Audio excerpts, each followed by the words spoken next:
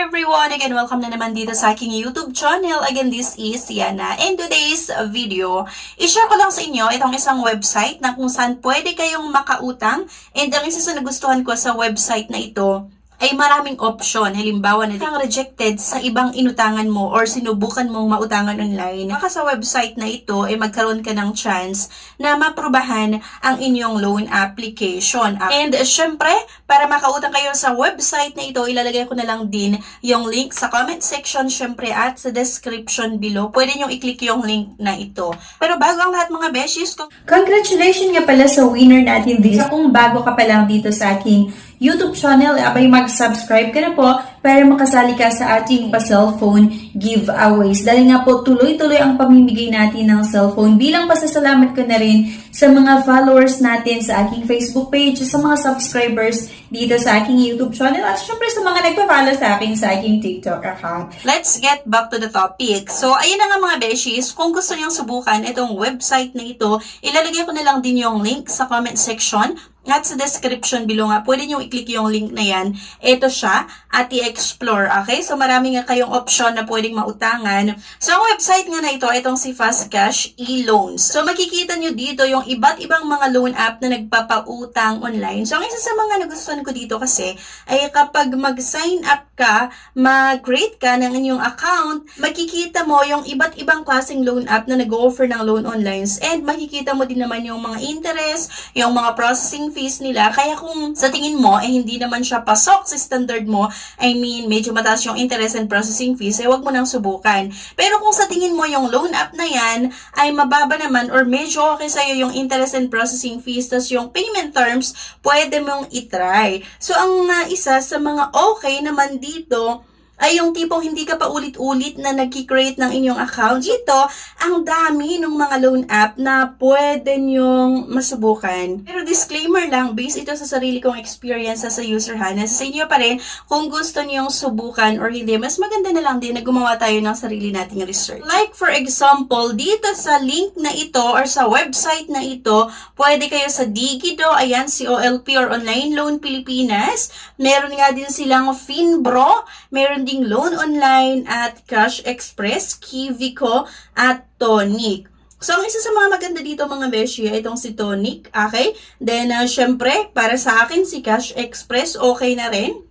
At si COLP or Online Loan Pilipinas, pwede rin natin i-consider si Finbro at ayun nga, si Online Loan Pilipinas at si Digido or Digido. So, itong si Digido, gaya nung previous vlog ko, nung sinubukan ko kasi itong si Digido, kapag nagbayad ka ng maaga talaga, ay mababa rin naman yung interest and processing fees nila. Tsaka lang malaki yung interest and processing fees nila kapag matagal mo bayaran yung utang mo. Same dito nga kay OLP or Online Loan Pilipinas. Okay? Pag first time mo namang hiram dito kay OLP or Online Loan Pilipinas nga, ay mababa lang yung interest and processing fees nila based on my experience ha. Tsaka lang lumalaki yung interest and processing fees pag nagre-loan ka ng nagre-loan dito kay Online Loan Pilipinas. At mas mahaba din po yung payment terms. So, ino-offer nitong si Online Loan Pilipinas. Same with Finbro at itong si Cash Express nga and Kivico. Si Kivico mahaba yung payment terms niya pero in terms of interest and processing fees, medyo malaki. So, nasa sa inyo pa rin kung gusto niyo subukan. At ganoon din naman dito kay Tonic Bank talaga. Etong si Tonic Bank, isa sa mga na talagang sa tingin ko medyo okay kasi nag-o-offer sila ng hanggang 50,000 na loan amount. Mahaba yung ino-offer nitong si Tonic Bank na payment terms at legit naman talaga. Like for example, kapag ang gusto niyo subukan ay itong si Cash Express. So makikita niyo dyan kapag i-click niyo yung apply now, get first online loan for 7 days with 0% interest. Dito kay Cash Express, nag-offer nga sila ng 0% interest within or sa first 7 days. Okay? So, mas maganda na kapag mangutang kayo yung talagang meron kayong inaasahan na magiging pambayad within 7 days. Kasi nga po meron silang 0% interest. E itong si Cash Express, nag-offer sila ng longer terms. Kaya lang kasi pag mas mahaba nyo bayaran, yung utang nyo dito, ay mas malaki din yung interest and processing fees. Parang option nyo lang naman ito, pero nasa sa inyo pa rin kung gusto gusto nyong subukan. Pero ayun na nga, mas maganda na gumawa na lang din kayo ng sarili nyong research bago nyo siya subukan. Sinishare ko lang sa inyo yung experience ko kasi minsan may time din talaga na naubusan ako ng cash. And isa din naman ito sa mga sinusubukan ko or inuutangan ko, especially kung sa tingin ko, meron akong pambayad within 7 days lang. Okay? Kapag nakapag-create nga kayo ng account, pwede pa rin kayong mag-apply dito sa ibang mga link, ibang mga website na nagpapautang online nga. So, halos sa mga loan app na ito, pwedeng ma-disperse sa GCash yung loan proceeds. So, kung mapapansin niyo mga beshies, itong si DigiDo, ayan, first approval din siya at pwede ngang matanggap yung loan proceeds via GCash. Same lang din naman with Online Loan Pilipinas. Kaya Online Loan Pilipinas, sa GCash pa rin nga natin matatanggap yung loan proceeds at tumatanggap po ito ng PhilHealth ID. Minsan kasi 'di ba sa ibang mga pautangan online, hindi sila tumatanggap ng PhilHealth na gamitin natin government ID. So dito kay Online Loan Pilipinas, okay lang sa kanila yung PhilHealth ID. Dito naman kay MoneyCut, sa tingin ko medyo okay siya. Nag-offer din ng 0% interest kapag first time nyo na umutang. Kaya lang mababa kasi yung pwede nyong mahiram dito kay MoneyCut. Especially nga kung first time natin na umutang dito. And Finbro, ang gusto ko din dito kay Finbro ay pwede nyong matanggap yung loan proceeds sa GCash. Okay, before kasi I think hindi pwede ang GCash pero ngayon okay na ang GCash kung saan nyo nga gustong matanggap yung loan proceeds. At meron nga itong 30 days na payment terms kahit first time nyo na umutang dito. So, ayun yung isa sa nagustuhan ko kay Finbro. May na nga po kay OLP, 0%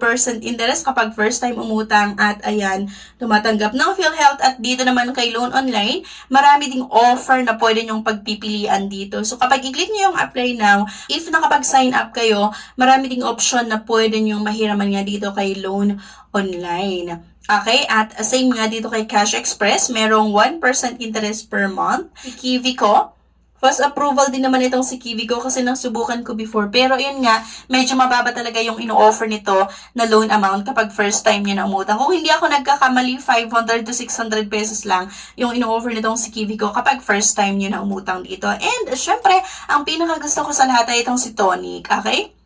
Itong si Tonic Bank, isa siyang digital bank nga na kung saan pwede nga tayong makiram hanggang 50,000 pesos. So, pwede nyo itong itry, itong si Tonic Bank, kung gusto nyo ng mas malaking amount na pwedeng mautang dito. Okay? So, ayan lang, bali, share ko lang sa inyo yung mga ibang option na pwede nga nating mahiraman online. So, makikita nyo yung link sa comment section at sa description below nga. Pero, syempre, sabi ko sa inyo, nasa sa inyo pa rin kung gusto nyo subukan or hindi. Disclaimer lang. Based lang kasi ito sa sarili kong experience as a user. Kasi isa ito sa mga sinusubukan ko na hinihiraman kapag kailangan ko talaga ng extra cash. So, dumadating din kasi talaga tayo sa time na talagang kailangan natin ng extra cash. Diba? Hindi mo inaasahan na kailangan mo ng pera. Then, syempre, diba, ang hirap lang manghiram sa mga kaibigan, sa kapamilya, and ayun na nga, kaya tinatry ko itong mga ibang loan app nga, kagaya nga itong mga nandito. So, ayan yung link ng website nito ay makikita nyo sa comment section at sa description below. So, ayan, sana may nakuha kayo na idea sa video na ito. And please don't forget to click the subscribe button. Sana like nyo yung video at i-share nyo na rin. And ayan, see you on my next video. Bye-bye!